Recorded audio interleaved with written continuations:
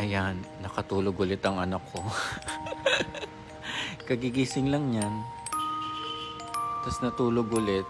Ayan, ang himbing-himbing na ng tulog niya. Paano malamig? Kasi nag-uulan dito, walang tigil ang ulan. Ayan, ganyan. O, diba ang himbing ng tulog niya? O, diba? O, wala na siyang pakialam mo. O. Ang himbing-himbing ng tulog ng anak kong yan, o. O. Yan, ganyan siya matulog. Nakalabas ang kanyang tiyan. Ayan ang mukha niya. O, diba? Sorbohin natin. O, diba? Wala na siyang pakialam.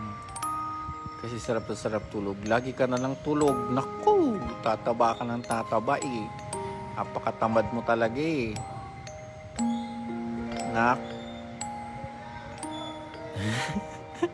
Ang himbing talaga ng tulog niya. Oh, malapit na nga ngumanga eh. Love you, nak. Love you, bebe ko.